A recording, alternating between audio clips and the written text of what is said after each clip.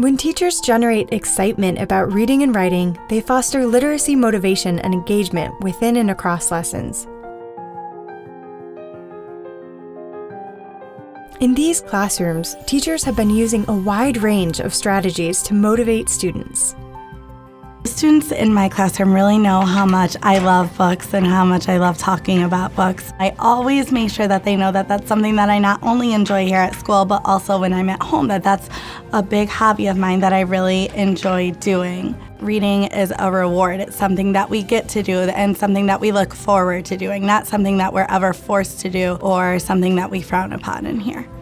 Since we place such great value on reading in my classroom, it really wouldn't make sense to use reading or writing as a punishment by having a student maybe read in the hallway or write during their recess.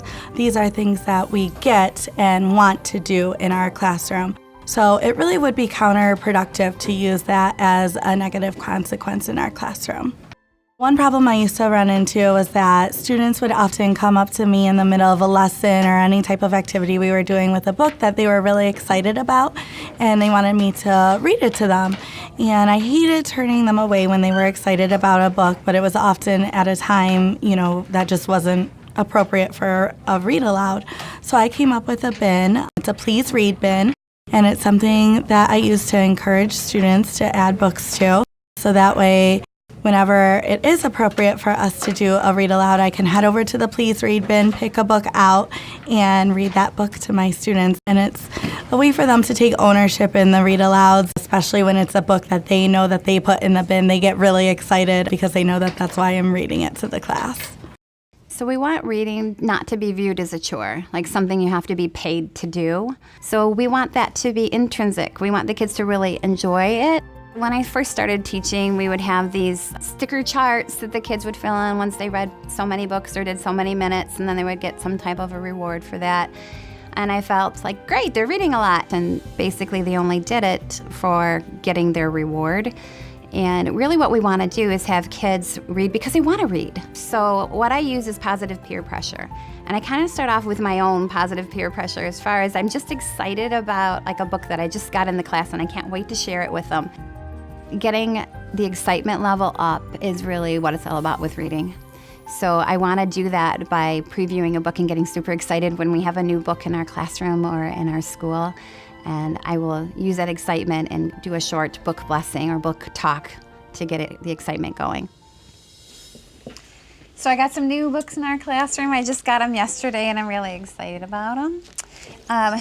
This new book that we have, The Clock Struck One, it starts out like Hickory Dickory Dock, and I'm like, oh, I've already heard that nursery rhyme. But then I turned the page and I saw that when the clock struck one, something else happened. A cat woke up and started chasing the mouse, and like this hilarious chase keeps going on throughout the book on every hour. So I thought if you were in the mood for a chuckle or a giggle, that you would love to read this book. And another book that I just got is Volcanoes. And we were studying landforms in social studies this year. And I know that you guys were interested in volcanoes, and so was I. So I wanted to read the book. But I got this great surprise when I read it. There's jokes in here. And there's also like silly little postcards that are in here too. And of course there's the great pictures and photographs in here. And I know some of you are interested in myths.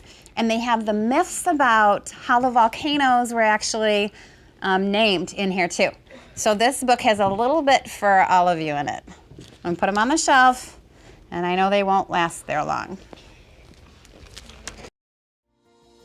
When reading is over, a lot of times you're gonna hear this collective, "Oh," and I say, all right, if we do our other work really well today and we get through it quickly, you can have more reading time. We have some special events that we do with reading too, like they can do flashlight reading.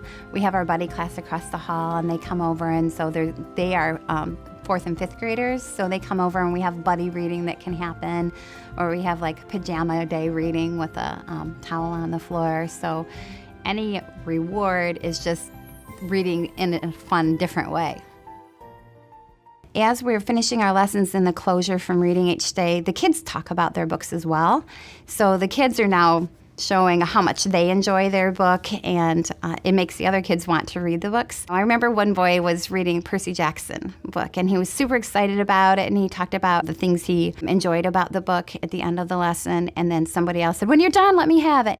A series that the students in my classroom absolutely love and has been one of my favorites for many, many years is Elephant and Piggy. So we actually have a special drawer in our classroom, and we only open that drawer at certain times. It's something that we earn, and when I open the drawer, I just hear gasps throughout the room. They're so excited.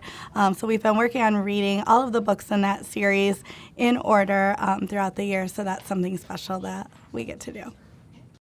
Another thing that we do that's helping kids talk to kids about books, and even other staff members, is over my shoulder over here. You can see that we've got the Need a Book. That's our book recommendation site. On those cards, the kids wrote down their favorite books, so they're all 4 or 5-star books up there.